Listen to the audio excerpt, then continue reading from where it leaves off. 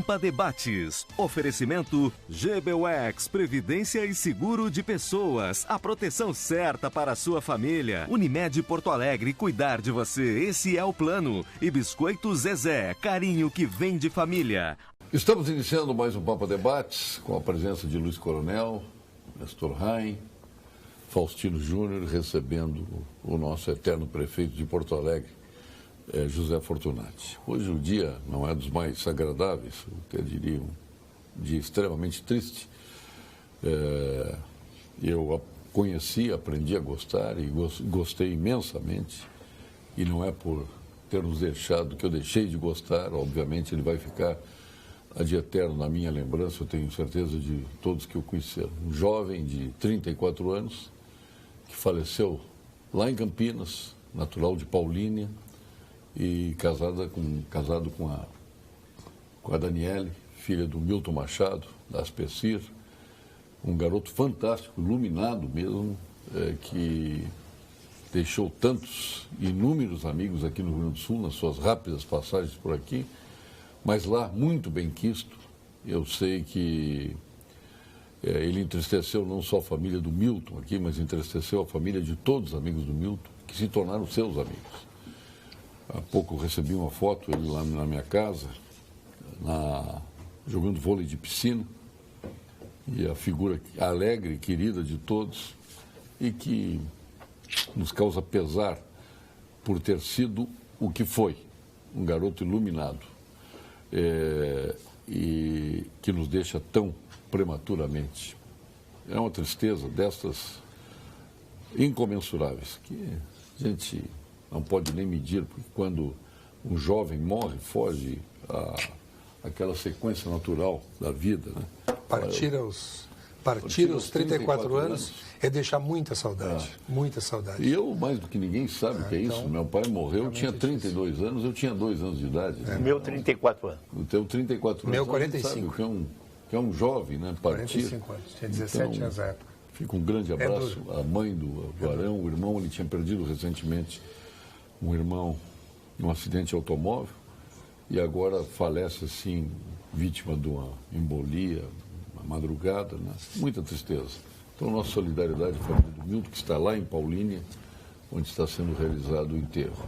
Um grande abraço, um beijo a toda a família aí. Nossas e condolências. Na vida é isso, né? Basta estar vivo para morrer, né? E hoje viver é uma questão de sorte, né, Luiz Coronel? Tu pode morrer na rua a qualquer momento, pode ser daqui a um minuto, ninguém sabe o futuro, né? E quando ela vai chegar, mas vai chegar para todos. Então fica este momento aí de reconhecimento a este amigo que partiu. Jovem, ainda muito jovem, mas que deixa já uma saudade imensa em todos nós. Arão Bibi. É só olhar no Google, ver a alegria desse menino aí, olhar o Twitter, olhar o LinkedIn, enfim, ele está presente aí em todas as redes sociais. E também o lamento de todos os seus amigos.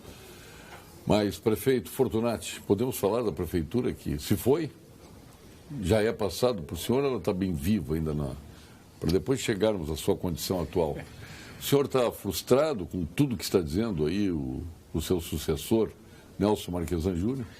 Paulo Sérgio, em primeiro lugar, bom, eu fui prefeito até 31 de dezembro de 2016 e trago isso com muito carinho, muita força, porque acredito que ao longo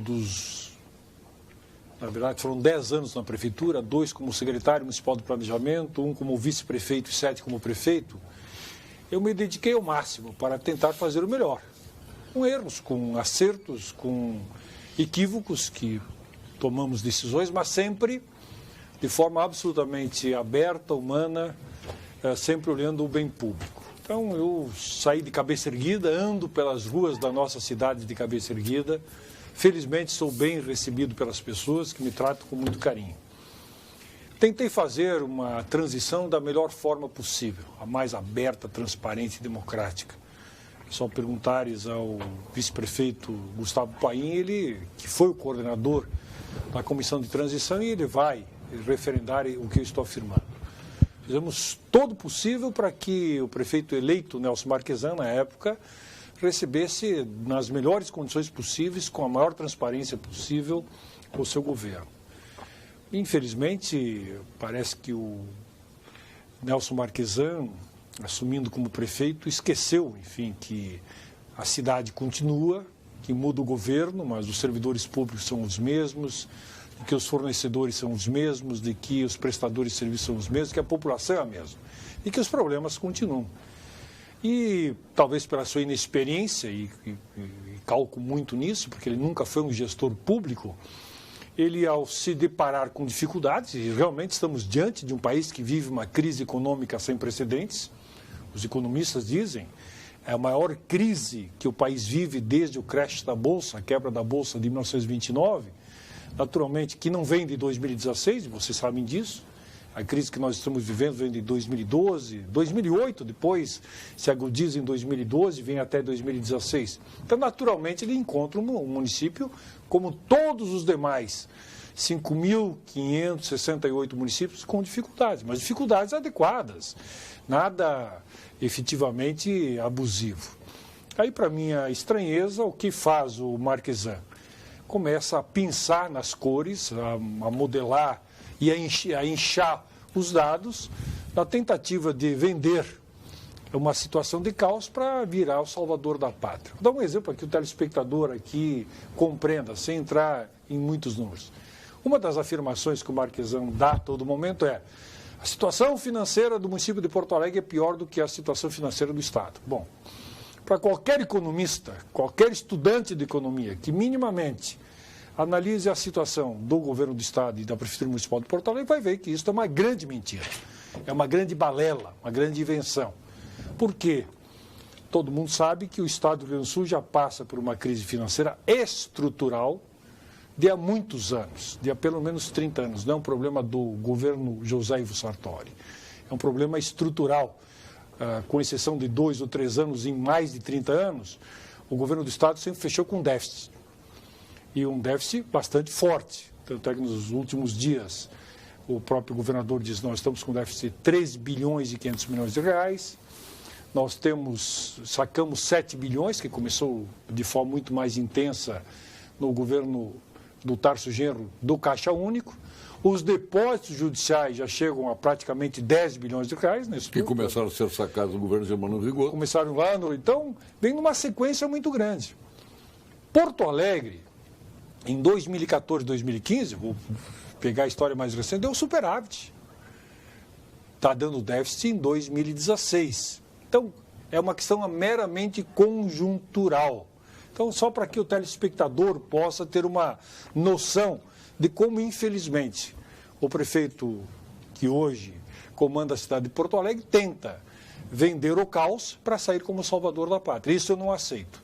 Dizer que ele está com dificuldades, dizendo que é uma situação atípica, isso é normal. O Sartori, assim, sem atirar pedra para trás. Né? Exato, e infelizmente... O governador Sartori, que ele teve... Eu fiz um paralelo esses dias. Uma conduta nesse aspecto, não de tentar enxovalhar os gestores passados da prefeitura, mostrou a situação que ele encontrou, sem precisar tirar pedra no passado.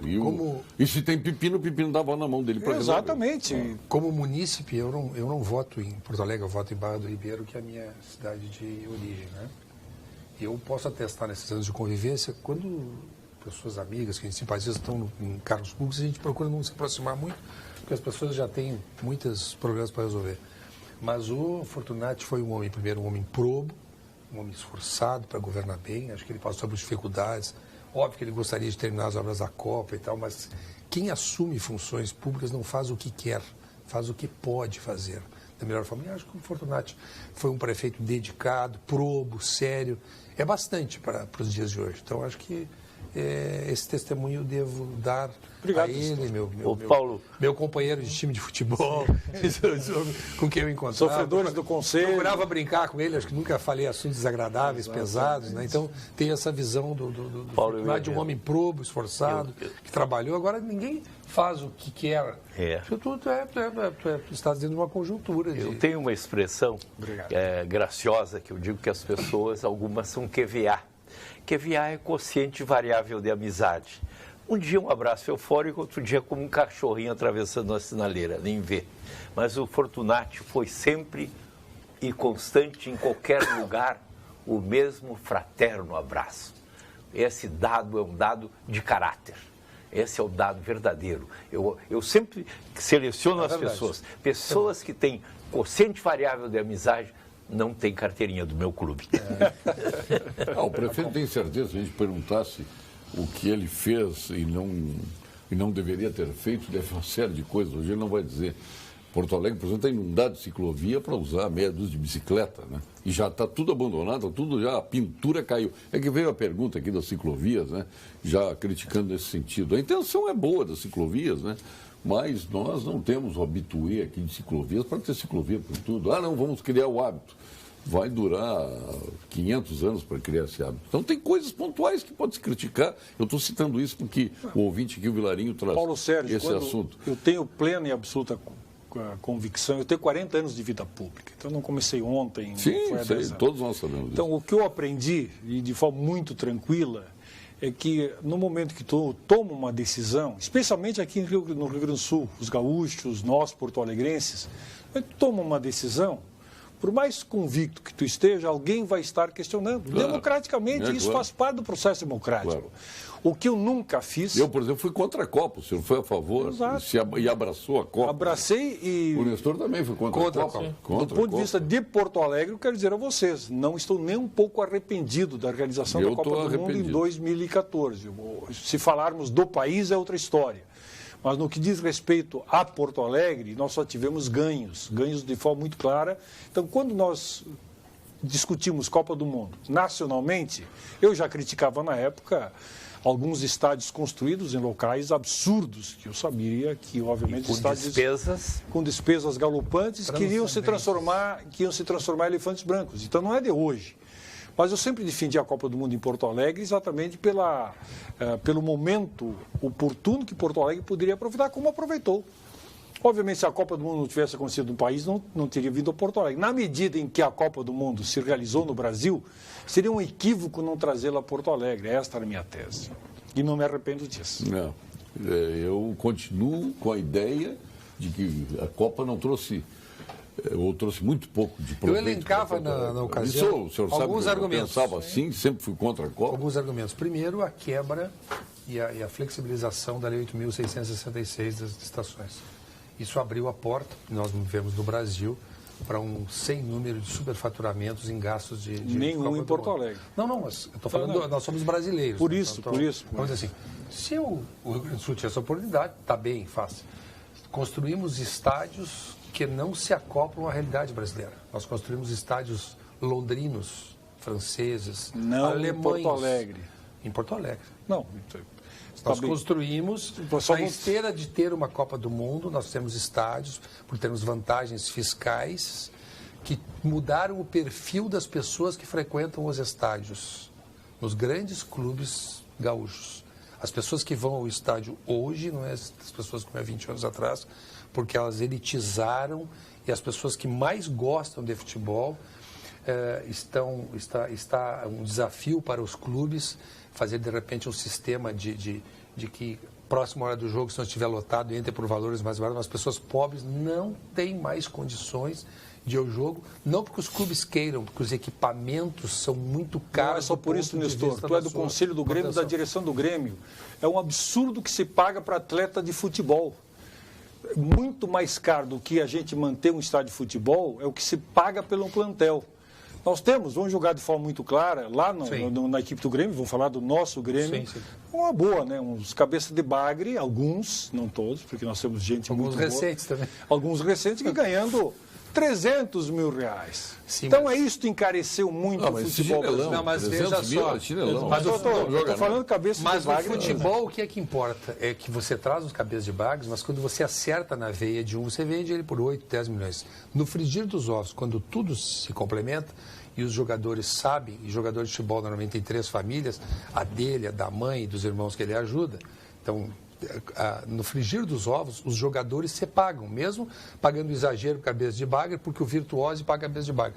Agora, um estádio que fazia... Só para terminar, um estádio que fazia um espetáculo de final com 140 pessoas, hoje nós precisamos de 850 pessoas para fazer um jogo de final. 850 pessoas.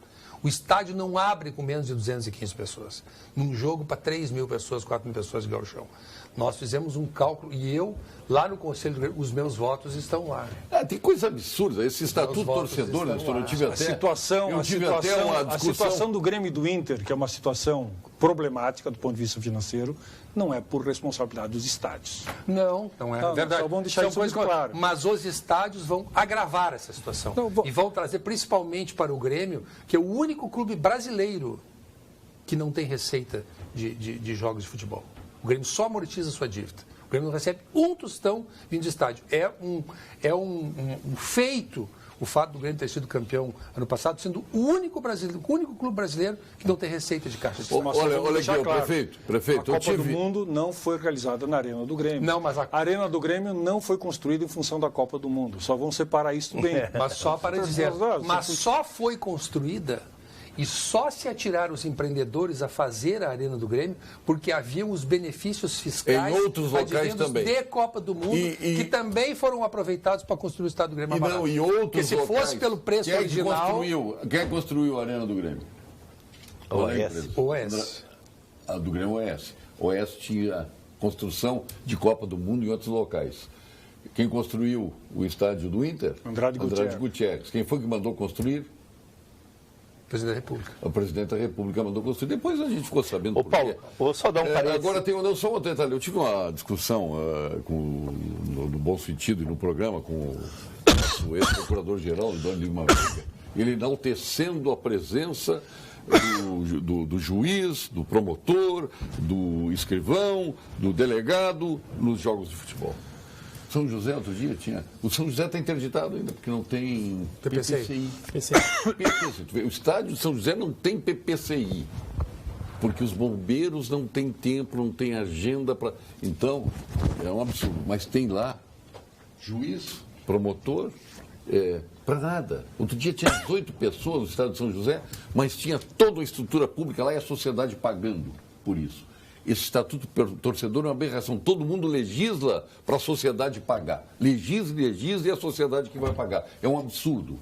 No estado do Grêmio é a mesma coisa. Quantos promotores precisa lá? Tem estrutura, tem sala, computador, vai defensor público. E quem está pagando isso? Vai procurador, vai quem é que paga isso? Paga a sociedade, A sociedade que paga, é um absurdo. Policiamento do Estado, quem paga é a sociedade, é outro absurdo. Então nós temos que parar com isso. Não, eu sou a favor de que haja uma modificação e que o policiamento volte a ser pago e que as transmissões de rádio sejam pagas aos clubes também, que não são pagas. Eu falo rigorosamente sério, porque é um espetáculo privado. Então, eu acho que as rádios têm que começar a pagar. As estações de rádio têm que começar a cobrar dos clubes o que divulgam dos clubes. Não, mas aí vão fazer a conta, vamos ver quem é que dá mais. Vamos ver quem é que dá mais para quem. Vamos ver quem é que dá mais para quem. Vocês acham que se não houver mais... Tu manter uma rádio 24 horas só com futebol, o que é isso? O que custa isso? Isso é um lucro enorme que isso dá para as rádios. Tu quer fazer um contraponto por tudo que a sociedade paga. A rádio não é a sociedade. Mas ninguém transmite 20 horas. A sociedade usa o rádio de graça. A sociedade Paulo, você acha que quem sabe a rádio transmite os jogos da dupla Grenal o senhor está assistindo televisão por diletantismo, para ajudar o Grêmio Internacional? Para aí. De graça. Por que não transmite a ópera lá? Não vão lá no Teatro São Pedro transmitir? Porque nós fizemos serviço social. Nós fizemos serviço social. A sociedade quer futebol. É vendido de graça. Para as jornadas é vendido um pacote. Tem quatro. O senhor recebe se as rádios funcionam por diletantismo. De graça. O senhor não paga para o rádio. Temos um novo mecenato, as rádios. Paulo Sérgio. Trabalham de graça. Trabalhamos de graça. Para a sociedade. Que isso? O produto rádio, o produto televisão, tu não paga por ele. O futebol é vendido caro. Tu quer um espaço no horário do rádio, nas rádios importantes, na hora da jornada, é caríssimo para anunciar lá. Mas contigo. Mas como? Mas então não repassa. Nós devíamos cobrar dos clubes, toda a divulgação que se dá. Eu acho. Da unha do jogador até mas só divulga o que eu quero, não o que tu quer. Paulo Sérgio e bancadas. Sou prefeito, nos acostumamos, prefeito, com tão pouco, por menor que seja a obra, e ainda batemos palma. Ele está dizendo que, por menor que seja a obra, a sociedade aplaude, que se acostumou com pouco. O senhor concorda com isso? Acho que não. E é o Eduardo que está dizendo isso. Na verdade, se nós voltarmos o tempo, porque às vezes as pessoas olham para a sua cidade e não lembram o que foi feito até bem pouco tempo. Quais as grandes obras feitas nos últimos anos, antes do meu mandato? Vamos pensar. E digo. Olha, o teatro. Mais eu gosto do Teatro Araújo Viana. Eu gosto do Teatro Araújo Viana. Abriu um grande espaço. Não, eu estou falando nestas obras que, obviamente, sim, foi feito exatamente nesse governo. Fogaça Fortunati. Então, tá bom, vamos voltar um pouquinho mais. Então, as pessoas criticam muitas vezes, é o que o Nestor dizia, porque a obra talvez não tenha ficado pronta, mas não se dão conta de que há muitos anos Porto Alegre não investia para sua modernização, com obras importantes, R$1 bilhão colocados na cidade como um todo. Extra-orçamentários. Qual é o seu maior monumento? Aquele viaduto da Bento. Eu passei outro dia e disse, olha aqui, essa maior obra... Acabei de passar. Essa maior obra do prefeito Fortunati. Espetacular aquele viaduto ali. É isso. E é pequena obra? Não é pequena obra. Não, ali não é pequena obra. Não, mas é isso. Então as pessoas falam como se pequenas obras... Não, aconteceram grandes obras de mobilidade. A duplicação da Avenida Beira-Rio, com o viaduto Abdias do Nascimento. O Mazembe ali? Abdias do Nascimento. Sem dúvida nenhuma. É ou não é uma grande obra? É uma grande obra. Sabe mas deixa eu dizer o que acontece. Acontece que o tempo passou e hoje as pessoas, não digo as pessoas muito modestas, mas as pessoas de classe média viajam pelo mundo afora, vão à Espanha, vão à França, vão à Inglaterra, vão aos Estados Unidos. Qual é o problema que tem Porto Alegre e as cidades brasileiras, que não é em função dos prefeitos nem dos munícipes, é que nós somos um país pobre, nós não pagamos um IPTU fantástico, que seja abusivo, nós temos limitações até em função da nossa renda. O que acontece que nos deixa frustrados em relação às cidades? Se frustrados às cidades é que você, por exemplo, vai a uma cidade, até Buenos Aires, aqui há 100 anos tem um metrô, quer dizer, nós não temos um transporte público de qualidade, que qualquer pessoa possa. Eu moro lá na Zona Sul, pego um metrô, pego o meu notebook, pego o meu jornal, venho lendo, você não precisa usar o carro. Essas coisas que as cidades modernas, por força de serem países muito desenvolvidos e terem muitos recursos, acabaram fazendo. Quer dizer, a gente fala em bicicletas. Eu, por exemplo, gosto de bicicleta. O Paulo Sérgio que me socorreu quando eu quebrei o rosto com a bicicleta, quebrei esse zigomático aqui. Como é que eu vou largar minha filha da Zona Sul para vir aqui de bicicleta? Tem um problema de segurança, que não tem nada a ver com o município de Porto Alegre, uma situação conjuntural. As cidades são inseguras, são frágeis do ponto de vista da sua movimentação. Então isso frustra as pessoas que aí vão dizer assim, que maravilha, eu estou aqui, peguei um metrô, fui lá, voltei, fui ao jogo, havia segurança, à meia-noite, essas coisas vão tirando das pessoas a graça de viver na rua. Que eu entendo que o grau de civilidade das cidades está na vida de rua. Alguém vai a jogo de futebol, na vida de rua. Pode fazer uma pergunta? Não, mas claro não tem que não. como. Claro que não. A vida de a rua matemática do doutor Nestor, quando se refere a salário de jogadores, não fecha. Senão os clubes não estariam falidos. Ou algo está errado, o Antônio Martins está dizendo. Não, em primeiro lugar, eu vou dizer a mesma coisa que o Fortunati Silva, mas os clubes não estão falidos. Falidos está quem não funciona ou quem tem uma conta que não consegue suportar e pagar. Hoje tem uma lei do Profut que rebaixará times para a segunda divisão se não pagarem suas contas e os seus salários em dia, não é? Os dirigentes de futebol, já mais ou menos uns 9 anos, são responsáveis pessoalmente, os conselhos de administração, pelo recolhimento de tributos estaduais, federais e municipais. Então não é esse quadro que está aí. Agora, os clubes de futebol têm estruturas caras que não são só os jogadores. Os clubes têm que se perguntar assim, vamos dizer, o Grêmio tem 400 funcionários. Será que comporta nós temos 400 funcionários? Poderíamos gerir com menos, terceirizar, mas não pode, etc. Os clubes têm muitos gastos, e por isso que eu falei. Somou-se ao Grêmio a operação de um estádio, que é uma joia arquitetônica e de funcionamento, que não tem nada a ver com a obra em si, a arquitetura, não tem nada a ver com a situação.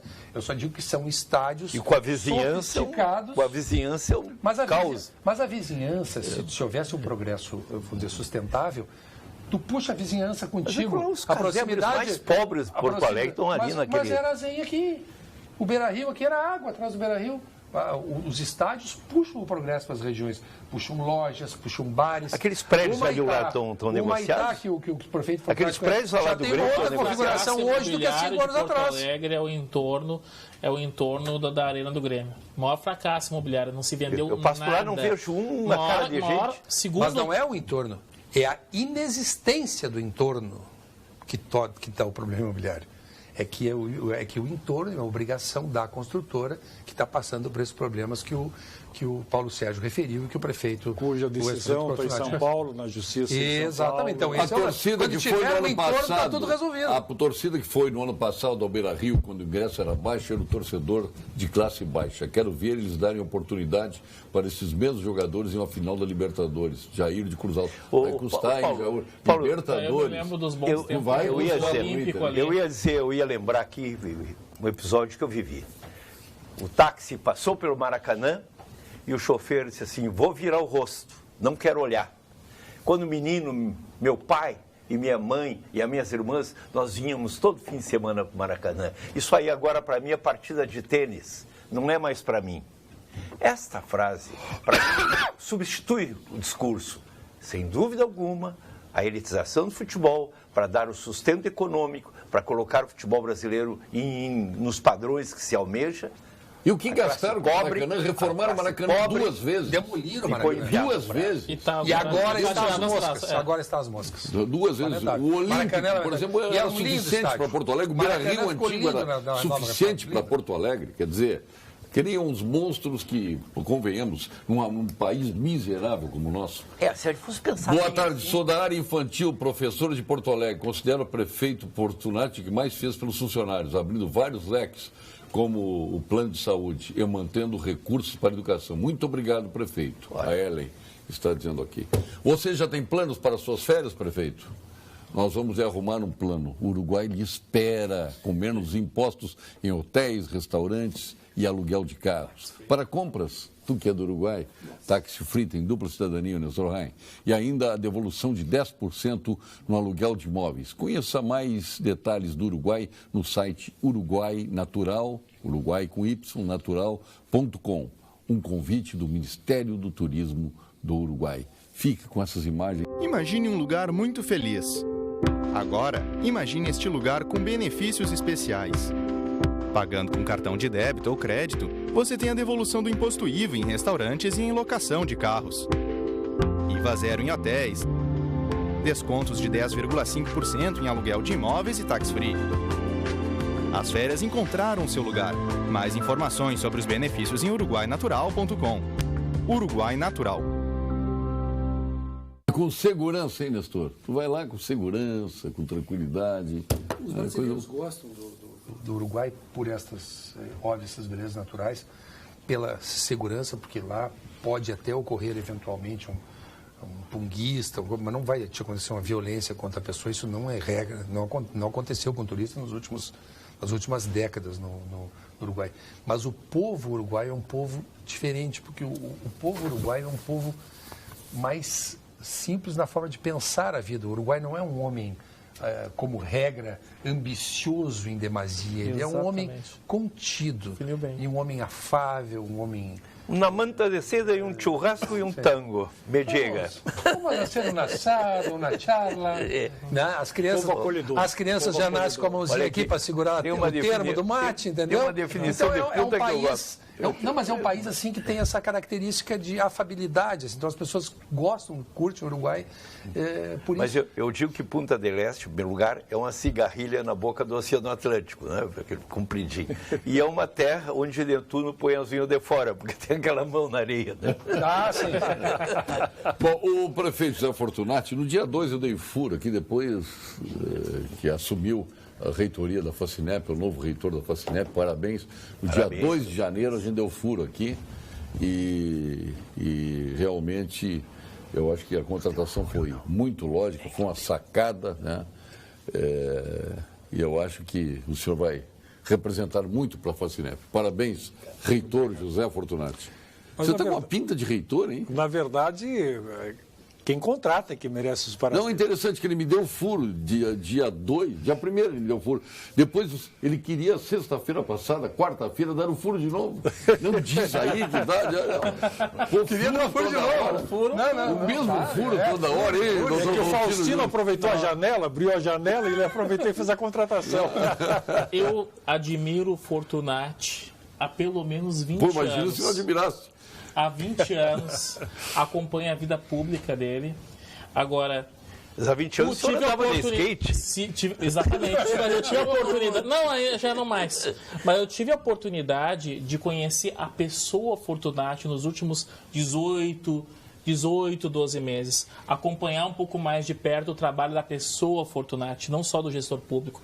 E realmente, o Fortunati é uma pessoa, é um cidadão fantástico, é um profissional fantástico. E nesse entremeio de aproximação, descobri também o professor Fortunati. O professor Fortunati que fez sucesso, especialmente dando aula nos nossos MBAs da instituição, né?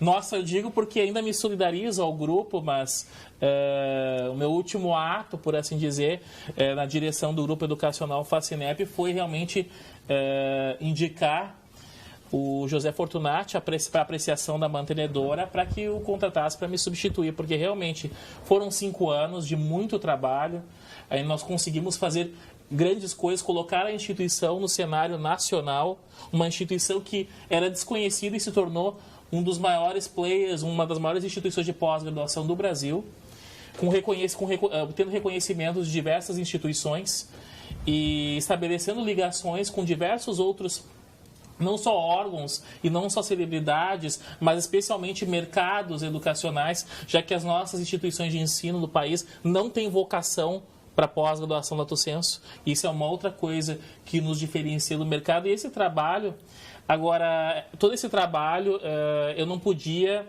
passar para alguém que não tivesse, no mínimo, a mesma ou uma maior envergadura de dedicação do que a nossa. E quando eu já conhecia e admirava o trabalho do Fortunati para a educação, quando ele foi secretário de educação, que, modéstia à parte, acredito que tenha sido o melhor secretário de educação que o Estado do Rio Grande do Sul teve, pelo menos na nossa atualidade. Onde ele implementou uma coisa muito interessante que há 6 anos atrás serviu de crescimento para o nosso grupo educacional. Comentava contigo ontem, na verdade, isso. O que aconteceu? Ele implementou o programa de qualificação docente quando era secretário de Educação do Estado. E esse programa de qualificação docente fazia o quê? Fazia que, por um repasse de verba do governo federal, o governo do Estado distribuísse aos CPMs e aos diretores de escolas valores em cheques a cada 3 meses para que eles pudessem gastar com formação de professores. Mas ele passou a reitoria, mas não deixou me falar. Não, mas é que quem fez a escolha está aqui. Então, ele deve falar. Agora deixa o reitor falar. Só queria um breve detalhe. Há um escritor grego que diz assim: quando falam bem da gente, não permite que a gente se defenda. Não é? Não, continua. E, na verdade, isso na verdade, a grande locomotiva do grupo foi o segmento de cursos de pós-graduação e qualificação na área da educação para a formação de professores. E isso tem origem no programa de formação do Fortunati. E eu fiquei sabendo agora. Que justamente foi o que alavancou o grupo em 2011. E começou a colocar ele no cenário de pós-graduação em termos quantitativos de número de alunos. E esse programa que ele digamos assim, deu origem no nosso estado, ele foi copiado pelo estado do Paraná, que eu tenho conhecimento, porque o grupo nós fizemos parceria, foi copiado pelo estado de Minas Gerais. Se nós tivéssemos um ensino fundamental, qualificado como são os ensinos de pós, mestrado, doutorado, pós-doutorado, o país seria outro. Concordo. É que o ensino fundamental é maltratado porque precisam se solver esse problema da qualificação dos docentes. Precisa resolver as questões. E o docente precisa querer ser professor, que hoje é o grande problema. Não, de fazer um currículo consistente que uma pessoa possa, depois de 8 ou 10 anos, poder tomar um caminho para um ensino profissionalizante. Ou para mas aí eu lhe pergunto, reitor, lamentavelmente, essa formação é muito precária pelos dados internacionais, quando o Brasil é testado sobre a qualidade. Pegando o link aí do Nestor, A pessoa, para ser professor público, precisa ter curso superior? Hoje precisa. Então, está vendo que a graduação não é boa. Não, mais do que isso. Não, eu falei da qualificação, dar aula, ministrar aulas. Não o fato de tu pode ser um pós-doutorado e ser um péssimo professor. É verdade. Ministrar aulas requer uma técnica para repassar. Mas então, por que você admite pessoas que não têm técnica, não têm capacidade? Mas aí sobre isso que estamos falando. Sobre isso que estamos falando. É que tem um outro aspecto. Quando a gente seleção é mal feita. Normalmente, quando a gente avalia a escola pública, nós procuramos colocar lado a lado uma escola privada, como se os alunos das duas escolas tivessem identidade, ou seja, da situações idênticas. Econômica. E não é. Eu sempre dou o seguinte exemplo. A escola pública municipal, que está embrenhada exatamente na periferia, nos locais de maior carência, na Bom Jesus, Lomba do Pinheiro, Restinga, Cruzeiro do Sul, aqui como é que é a vida deste aluno? Normalmente família muito pobre, pais que saem muito cedo para trabalhar, voltam à noite, ele fica completamente desassistido. Normalmente, num calor como esse, não consegue dormir de forma adequada, porque o seu lar não oferece, não se alimenta de forma adequada. Não tem, no turno inverso, agora tem na escola pública municipal, porque nós estamos com a escola de tempo integral, mas não tinha cobertura para lhe dar atenção. Como é que é este aluno? Filho nossos, que tem curso superior, todo mundo com curso superior, e isso faz a diferença no dia a dia, que recebe em casa, no mínimo, uma revista, um jornal diário, que tem acesso à internet, que faz curso de língua estrangeira moderna no turno inverso, que vai ao clube. Então, não tem como compararmos. Mesmo que agora, as escolas... nós que temos idade semelhante, vivemos há 3 décadas escolas públicas de grande excelência. Sim, mas qual é a questão, Nestor? Por quê? Porque a escola pública não estava nas periferias. Essa é a grande diferença hoje. Essa é a grande diferença. Aplicação. Nós só falávamos no Aplicação e Júlio de Castilhos. Mas quem é que o Aplicação e o Júlio de Castilhos atendem? Até hoje. Alunos de classe média.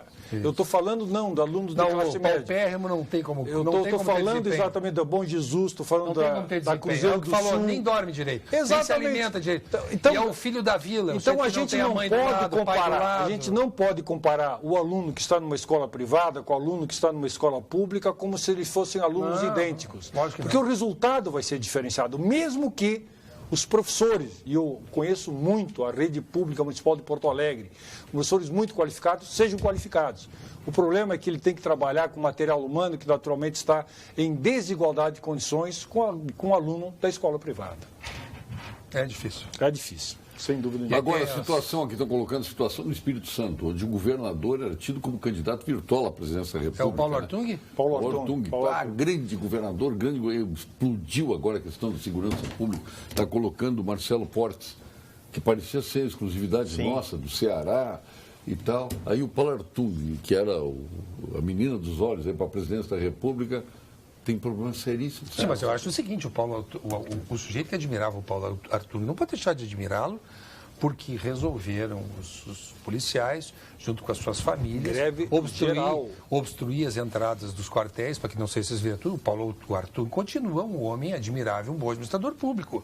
Isso é um problema que ele vai ter que resolver. Ele não passa a ser um diabo. Divisão, viu, Marcelo Portes? Agora ele não passa a ser um diabo porque aconteceu uma greve no Observando o povo do Espírito Santo refém da bandidagem, está precisando de intervenção militar, é loucura o que está acontecendo por lá, a falência dos poderes que perderam o controle sobre o crime. Tá? Sim, mas os poderes estão se vendo numa situação, numa saia justa, porque abruptamente se colocou essa situação.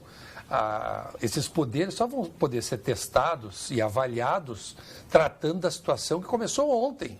Quer dizer, o Fortunati é governador dos Estados, está em casa, bem avaliado pela população. Resolve fazer uma greve, que culpa tem ele que resolveram fazer uma greve? Ele tinha que ter adivinhado isso. Quer dizer, agora, o que o Paulo Artung fez? Chamou a Força Nacional para ajudá-lo, está tentando resolver a situação, mas nesse terreno vão acontecer, como está acontecendo, horrores. Mas que culpa tem o homem público? Aí também eu vou dizer, aí é demais, porque eu estou muito velho para imaginar o seguinte, que alguém fique bom de uma hora para outra ou mal de uma hora para outra. Né? Eu acho que as pessoas, a vida não é 100 metros rasos, a vida é uma maratona. E assim as pessoas devem ser avaliadas pelo conjunto da sua obra, senão... A vida é rolos e tropeços. Exatamente. Parte-se do pressuposto, Paulo Sérgio, de que existem serviços essenciais onde é impossível, não se tolera, do ponto de vista constitucional, a sua paralisação total.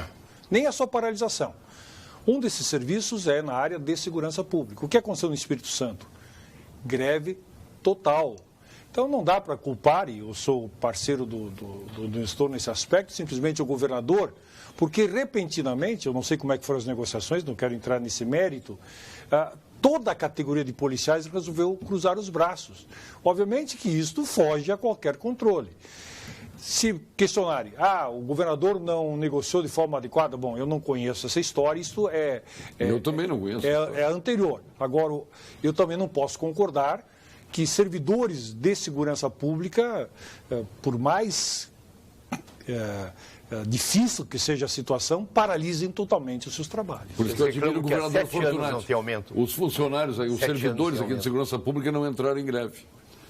Não é? Graças à liderança que tem a Brigada Militar e a Polícia Civil aqui no Rio Grande do Sul. E os policiais sofrem aqui com salários depauperados. É verdade. Só que depauperados é aqui ainda policiais e médicos vão cruzar por toda a sua vida ativa como policiais e como médicos. O médico pode dizer, agora hoje eu não vou atender. Hoje vi um cara ali no chão, eu estou de férias, hoje não olho para o sujeito. Eles fazem aquele juramento de Hipócrates. Os policiais, quando resolvem ser policiais e quando chegam a essa situação de depauperação, troquem de profissão, vão fazer outra coisa, se é possível isso, eu sei que é difícil de fazer, mas estou dizendo, agora o policial não pode se negar a deixar uma infraestrutura mínima e expor uma situação de uma população a morrer na mão dos bandidos. E diga-se de estou pensando que o senhor continua prefeito, viu? Então, continua prefeito. Agora, tudo isso que estão colocando aqui contra o prefeito, como é que chama lá, Ceará, a obra da Ceará e tal, agora tudo Nelson Marquesão tem a oportunidade de terminar. Claro. Outra coisa aqui, fazer ciclovias, tudo bem, mas ciclovia, estacionamento de um lado, reduzir espaço para os carros e tudo mais, isso aí tudo agora o Nelson Marquesão pode mudar. Ele pode mudar, pode tirar a ciclovia, pode botar o estacionamento lá junto ao meio-fio. Sérgio. São visões de cidade. É o José Roberto Fauri. Eu peguei um aqui porque estão batendo nessa tecla. São visões de cidade. Eu quero dizer que, com toda tranquilidade, defendi essa visão de cidade. Não me arrependo de tê-la defendido, só para deixar claro. Já discuti isso contigo, Paulo Sérgio, nesse programa. Vou continuar defendendo. São visões de cidade. Se o prefeito Nelson Marquesão tiver uma outra visão, que mude. Claro. Prefeito, tem uma frase que eu gosto muito sobre cidade. Uma cidade é boa não só pelo que ela nos dá, mas também pelo que ela não nos nega, E a cidade ainda nega muitas coisas para nós, e algumas nega muito mais do que antes. Uma delas, a segurança. Nós vamos agora ao momento do engenheiro aqui no Pampa Debates. Momento do Engenheiro. Oferecimento Senge, Sindicato dos Engenheiros. Nosso maior projeto é você. Atenção, engenheiro. Você sabia que no fechamento do ano de 2016 foram contabilizados 1.800 novos sócios do Senge? E você sabe por que este número não para de crescer? É porque o Sindicato dos Engenheiros tem excelência em seu plano de saúde com o Senge Unimed. Tem segurança no seu plano previdenciário com o Senge Previdência. Tem representatividade nas negociações coletivas. E essas são só algumas das vantagens ao alcance de toda a categoria e, claro, dos seus dependentes. Outra vantagem significativa são os descontos nas mensalidades das principais universidades do Estado. Benefício também extensivo aos dependentes na categoria de sócio-afinidade. Faça as contas e perceba a economia que isso significa no seu orçamento. Acesse o portal Senge e saiba também como aproveitar a restituição de 60% da contribuição sindical obrigatória. Outra vantagem que é concreta e está reservada aos sócios em dia com a nossa anuidade. Eu digo nossa porque eu pago também. Você poderá compor os 14 mil profissionais de todo o Estado que estão sócios do Senge. Associe-se também e descubra os benefícios ao seu alcance e de sua família. Sindicato dos Engenheiros, cada vez mais nosso maior projeto é você. Nós vamos agora ao quadro Saúde, aqui no Pampa debates. Depois vamos ao quadro da nossa Unimed. Vamos ao quadro de saúde. Boa noite. Eu sou a doutora Daniela Cornélio, médica mastologista do Instituto de Oncologia Kaplan, e hoje vamos falar um pouco sobre o risco familiar para o câncer de mama. Se você tem casos de câncer de mama na família, é muito importante fazer a avaliação do seu risco. O câncer de mama é o mais comum em mulheres no mundo todo e estima-se que até 10% deles ocorrem devido a fatores hereditários. Então, a gente pode suspeitar que existe alguma predisposição genética na família quando existem, por exemplo, casos de câncer de mama em mulheres com menos de 50 anos, mais de 2 indivíduos afetados na mesma família, câncer de mama em homens, uma pessoa com 2 tumores, entre outros. Nós ainda não conhecemos todos os genes implicados na predisposição ao câncer de mama, mas muitos deles já foram identificados e podem ser testados. Caso você seja portadora de algum desses genes, deve ter uma abordagem personalizada, incluindo fatores comportamentais, de vigilância, farmacológicos ou até mesmo cirúrgicos, para diminuir o risco de vir a desenvolver câncer de mama. Boa noite. Obrigado, doutora Daniela Cornélio. Luiz Coronel, está impossível hoje. Quando o assunto é qualidade de vida, o melhor projeto para você investir no seu futuro, aderindo ao Precaver, o plano de previdência da Unicred. Você garante segurança para a sua vida e a da sua família. Além disso, aproveita as taxas que só uma cooperativa como a Unicred pode oferecer. Converse com o gerente, conheça os planos da Unicred. Unicred, mais valor para você. Prefeito... Paulo, onde estão os BRTs, os VLTs? 2 assuntos galvanizaram a nação. Vai botar tudo aí em funcionamento logo. Tranquilo, agora o Nelson Marquesão. Paulo Sérgio, permite, 2 assuntos galvanizaram a nação. Primeiro, a indicação, não sei se já é efetivada, para o Supremo Tribunal Federal do ministro da Justiça, Alexandre. Eu acho que é balão de ensaio. Acho que é balão de ensaio. Pois é, né? Que aí se discute. O Alexandre, E a outra questão do falecimento da esposa do o pronunciamento do Lula, né? Lula, em pronunciamento do presidente Lula. Esses assuntos eletrizaram a nação e toda uma gama de comentários em todos os meios de comunicação, redes sociais. Eu acho uma coisa.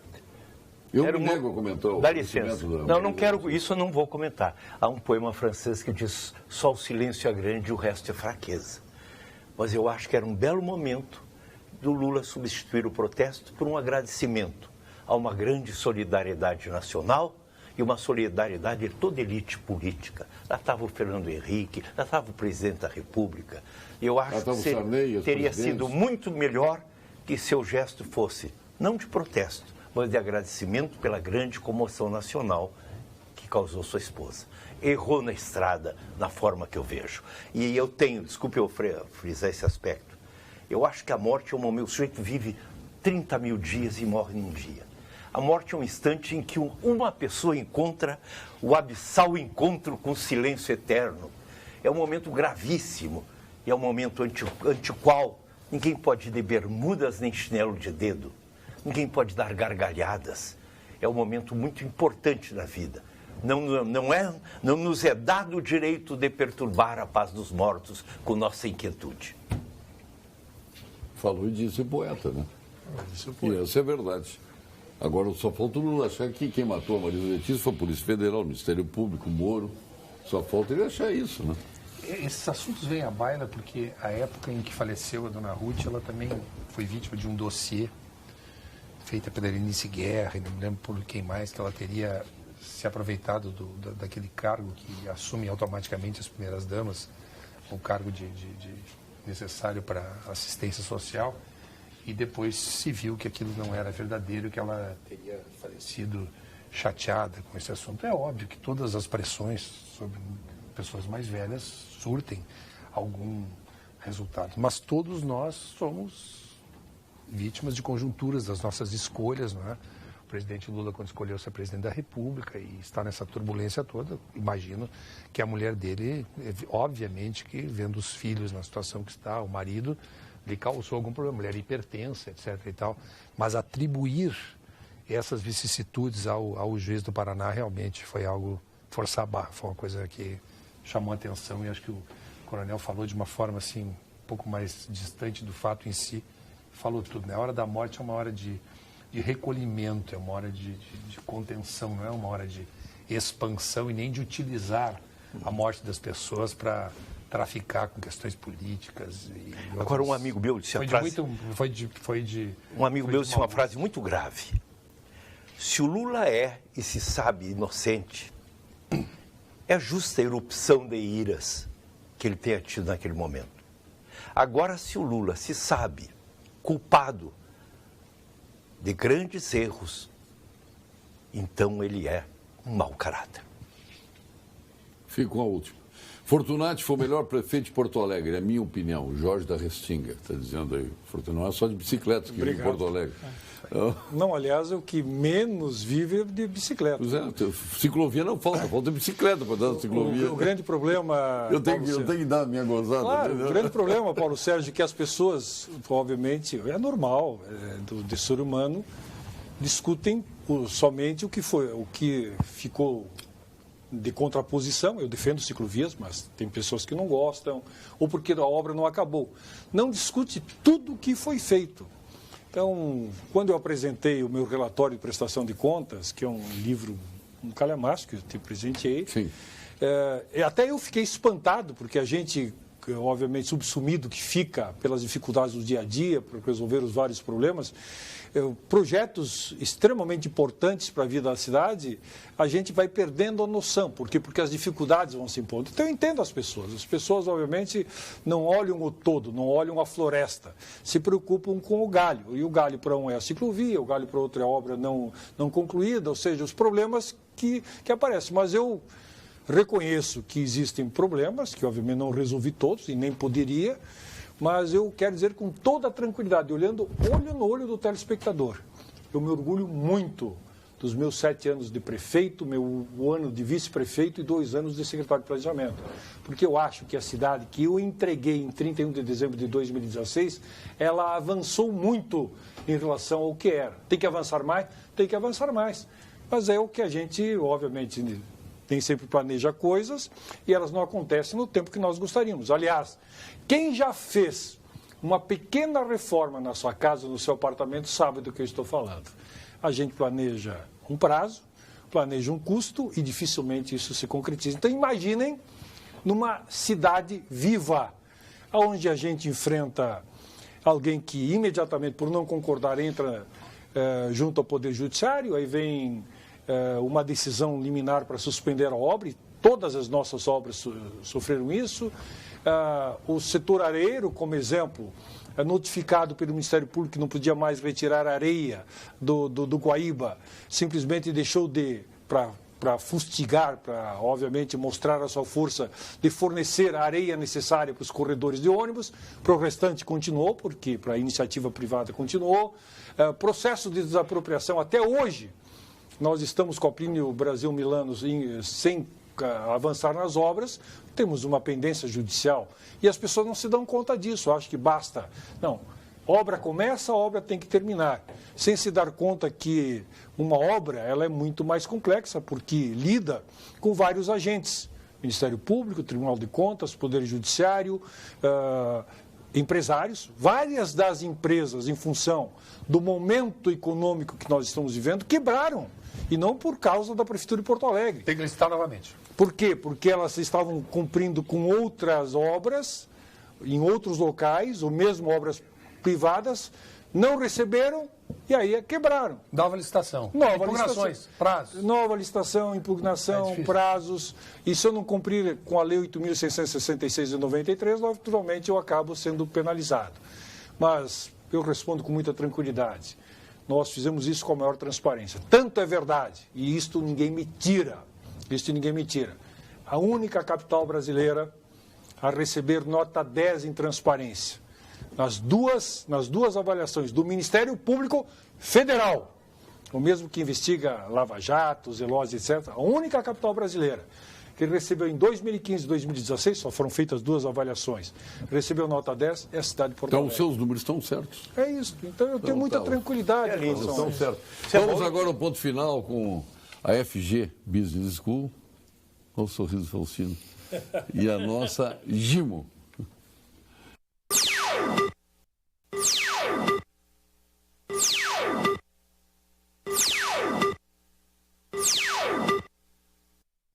Ponto Final. Oferecimento Produtos Gimo, qualidade comprovada. Doutor Luiz Coronel estava com essa namorada na praia esse fim de semana. Que bom, né? Que bom. A Bíblia diz não é bom o homem só, né? Seu ponto final. O meu ponto final que tudo pode ser melhor do que está, não é? E contanto que para isso exista decisão, competência, mobilização de forças. Eu tenho muita preocupação com o país, porque parece que o país está chegando ao momento em que ele se tornou herdeiro de seus equívocos, muito mais do que usufruidor de suas conquistas. E isso é que eu sinto com grande peso. O Brasil me parece mais herdeiro de seus equívocos. Tá? Mas eu acho que é preciso dar um salto ornamental, subir num trampolim para chegar uma hora de ser herdeiro dos seus acertos. Nestor Reim, seu ponto final. Essa fadiga da nação se expressa em muitos setores. Por exemplo, eu vejo, já servia a ela, então posso falar, né? A Justiça do Trabalho, ela vive um momento, não total, mas majoritariamente, ela gosta do emprego, mas não gosta do empregador. Então, eu soube, e eu espero que isso nos confirme, que o Ministério Público do Trabalho, agora saindo um pouco, está se aliando à CUT para protestar contra a reforma trabalhista, ou seja, o parquê, que precisa fiscalizar o cumprimento da lei, vai se mobilizar contra o legislador fazer uma lei que terá controles de constitucionalidade, não é? Que terá, enfim, os seus desiderados, qualquer um poderá tomar uma iniciativa se o legislador... Quem que vai se unir? O Ministério Público do Trabalho vai se unir à CUT para reclamar sobre uma proposição de Estado. Isso, o Ministério Público tem que cumprir a lei. Não, eu espero que... Eu ouvi essa... Se eu estiver enganado, peço desculpa, mas ouvi essa de que essa iniciativa está sendo tomada. Puxa vida, o Ministério Público do Trabalho unir-se à CUT para abortar no nascedouro uma legislação que está sendo discutida no Congresso Nacional, bom, aí, meu amigo, aí realmente fomos pro beleléu. Barbaridade. Não, aí não. Tomara... Está tomando posição. Que eu possa vir aqui na coisa e dizer, não, Nestor, estava exagerando, não é verdade. Tenho certeza. Eu espero, vou dizer com alegria. Faustino Júnior, seu ponto final. Quero agradecer a toda a comunidade acadêmica, aos alunos, especialmente aos colaboradores do Grupo Educacional Faciné, por todos esses anos que estiveram ao meu lado, me apoiando, que fizeram, junto comigo, que a instituição tomasse a proporção que teve. E, nesse sentido... quero dizer que eu estou muito contente, saio para me dedicar a novos projetos, tanto pessoais quanto profissionais, mas que eu fico muito contente com certeza com o andamento que, sob a direção do reitor Fortunati, essa instituição vai continuar crescendo e, sob a liderança dele, eu tenho certeza que essa instituição vai alçar voos muito maiores do que já alçou sob a nossa gestão. Então, muito obrigado aos alunos, à comunidade acadêmica, aos professores e especialmente aos nossos funcionários. E quero agradecer também, especialmente ao Fortunati, por ter aceitado o meu convite, após convencer a nossa mantenedora, para que pudesse me suceder nessa grande missão. Então vamos ouvir agora o magnífico reitor, José Fortunati. As pupilas do senhor reitor. Paulo Sérgio, meditava aqui ao longo da minha vida pública, eu tenho 40 anos de vida pública, eu sempre estive em cargos eletivos. E me orgulho muito disso, porque se eu ocupei cargos foi porque, de uma forma ou de outra, mereci a aprovação de uma parte, pelo menos, da população. Algumas de forma extremamente majoritária, como foi a eleição para a Prefeitura Municipal de Porto Alegre, onde obtive no primeiro turno 65,22%. Então, uma aprovação fantástica num processo eleitoral. Vou hoje para uma situação nova, convite do Dr. Faustino, que é coordenar, ser o reitor de uma instituição privada, porque o grupo é uma instituição privada. Então, é uma novidade, obviamente, é algo novo. Mesmo sendo na área da educação, eu fui secretário estadual da educação, trabalhei com educação muito como prefeito da cidade de Porto Alegre, mas é indiscutivelmente uma missão nova, um desafio novo, que eu espero poder desempenhar para continuar, enfim, acima de tudo, capacitando pessoas na área do MBA, pós-graduação, nas suas especializações. O que eu quero dizer ao telespectador é de que farei isto com a mesma ênfase, com o mesmo desejo, com a mesma vontade que tenho enfrentado os desafios anteriores. Obviamente contando com os amigos. Gostei do Silvio, aqui de Porto Alegre. Paulo Sérgio, talvez tenhamos algumas restrições às ciclovias, mas só com a redução das carroças e aos maus tratos aos cavalos em Porto Alegre já foi um grande avanço, Silvio. Aliás, parabéns, Silvio, bem lembrado. Nós temos mais bicicletas ou motos em Porto Alegre? Motos. Por que nós não temos, então, a motovia? Não, porque o pessoal... bicicleta. E as pessoas trabalham de moto. Por uma razão, mas isso é muito simples, porque a moto funciona na mesma velocidade. Não, só quero, mas deixa o prefeito, não tem para ele, não vou para ti. Código de trânsito advogado do CTV. Tu é advogado do reitor? Porque isso é uma coisa óbvia. Porque a moto é um veículo automotor, é isso. De igualdade com o automóvel. Anda na velocidade. Exatamente. Então está respondido. Então tem advogado já. Claro, e um excelente advogado. Obrigado, Luiz Coronel, o maior namorido do litoral norte, então sabe, ele e o Dudu Mendes Rocha, impressionante, não é verdade. Tem o Rogério Ferrari. Então. Sim. É um trio. Tem o Rogério. Cabelo parecido com o Luiz Coronel. Só falta o Nestor lá agora. Olha aqui, ó. Retirada de Laguna. Vou só dizer para ele, eu estou na frase do Groucho Marx. Quando se aproximam as mulheres, eu digo, não me permito mais causar desapontamentos. Faustino, obrigado pela presença, parabéns pela reitoria aí da nossa vacina. E deixando novamente um abraço à família Machado, pela perda de desse garoto fantástico, o Arão Bibi, aí, que nos deixou tão precocemente aos 34 anos de idade, que está sendo velado lá em Paulínia, em São Paulo. Então fica esse grande abraço aí a Dani, especialmente a sua esposa, ao Milton, a Tere, ao Júlio e a Carol. Grande abraço de todos nós aqui, tenho certeza, do Pampa Debates. Retornaremos amanhã com mais um programa e vem aí a Vera Armando, toda de branco e de sandálias douradas. Boa noite.